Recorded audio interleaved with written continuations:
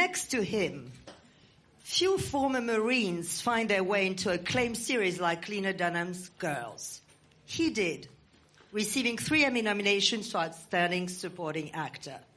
And very few Juilliard graduates have worked this past decade with the likes of Noah Baumbach, the Coen brothers, Jeff Nichols, Martin Scorsese, Steven Soderbergh, or Steven Spielberg, or don Kylo Ren's mask in the Star Wars sequel trilogy while launching non-profit Art in the Armed Force. He did.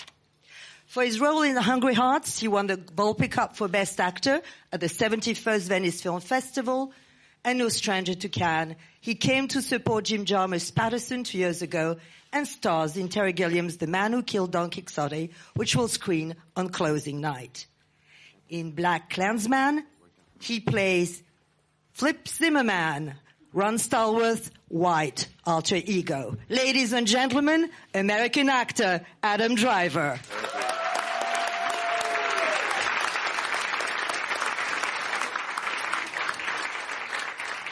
To Laura Harris, what about you, Adam and Topher? I mean, how did you collaborate with Spike, because you wanted you to be part of that adventure?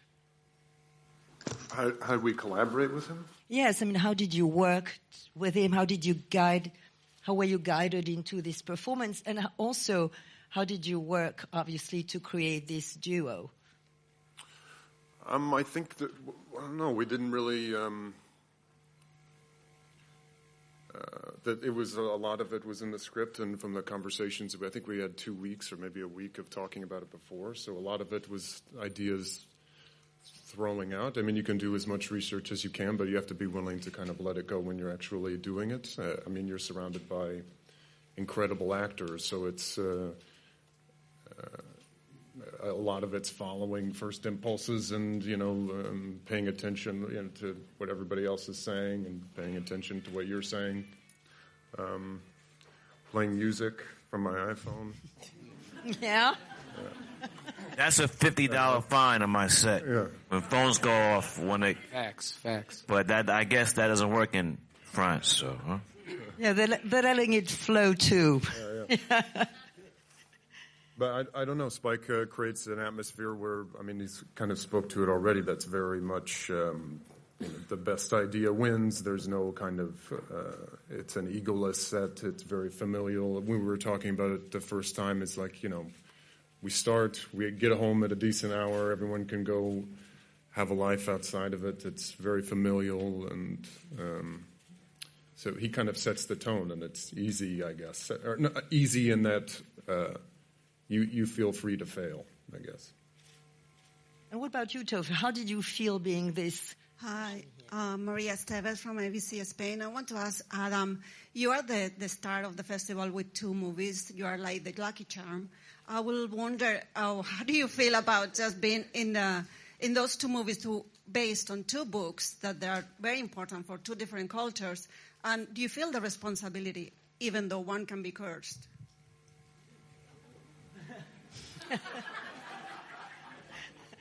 No, I don't. I have responsibility in what to do.